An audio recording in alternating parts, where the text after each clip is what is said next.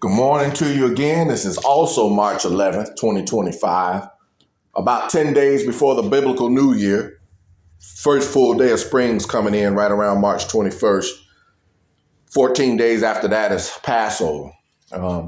We're expecting inclement weather here in the Midwest Thursday and Friday, which is the days of the lunar eclipse, the blood moon, which the blood moon at its totality will be like around 2 a.m.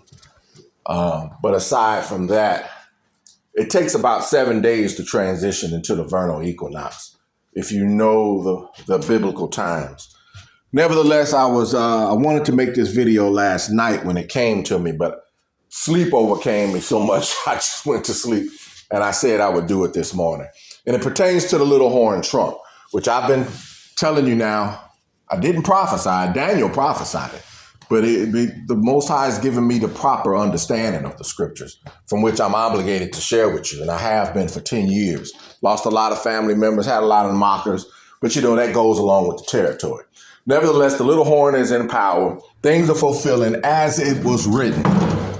And I noticed last night that the little horn began to crack down on arrests on college campuses for those who protest against Hamas. Now, this message is to the children of Israel, the so-called Negroes in America, the true children of Israel. This ain't our battle. Don't go out there protesting. Don't go against the little horn, because as the scripture says, the king's heart is in the hand of Yahuwah, and as the rivers of water turn, he changes it whithersoever he may. As long as the little horn is not making any executive orders or ordinances that would force us to transgress the commandments against Yahuwah, we should be quiet and understand that. Because just like in the days of Pharaoh, Yahuwah hardened Pharaoh's heart for a purpose. And it was that his name would be known throughout the earth. So Pharaoh was born and raised up for that purpose alone. And we're no longer in the last days, we're in the last hour. As I've told you, our redemption will come in his lifetime and under his reign. It's not far off. We don't know the exact time, but it will be soon. Therefore, it is also written of the little horn that he would wear out the saints and persecute them. So no matter what comes forth, it's best to be silent and remember that you're in the land of your captivity and chastisement. This land ain't for you to be out there frolicking and having fun. It was never for that.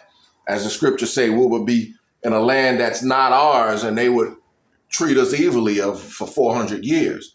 But yet we're supposed to learn from these chastisements, not be out here vacationing and partying like it ain't no tomorrow.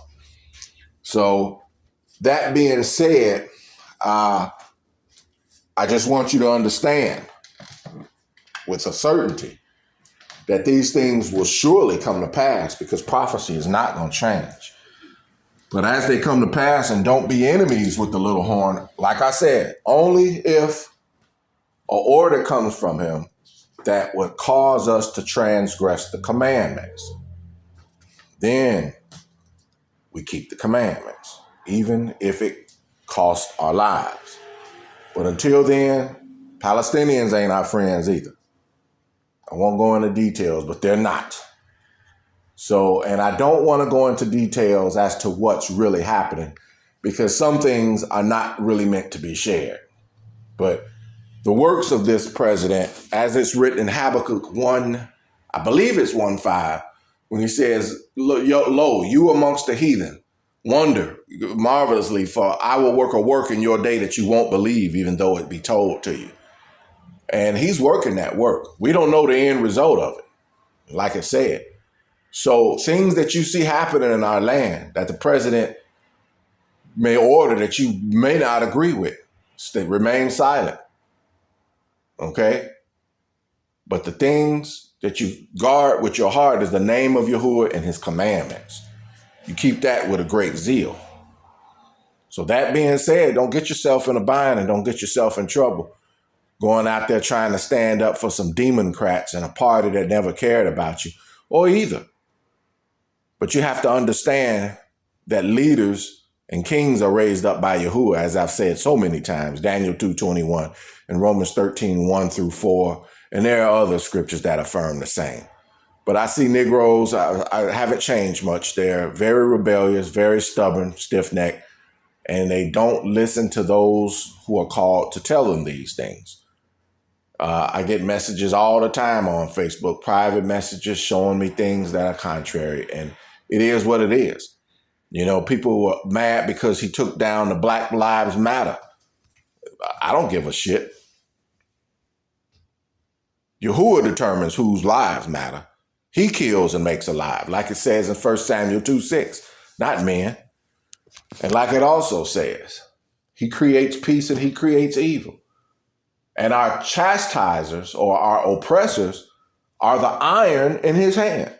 So when evil comes from them, it's actually chastisement of the Most High. So when you rebel against those that he sent us to be up under in chastisement, you're actually rebelling against the Most High. So I'm warning you. I'm warning you with the word of Yah. Don't go out there trying to stand against him. The only time it'll be righteous is if he passed some type of order where we would have to disobey the commandments. So with that being said, it should be a no-brainer.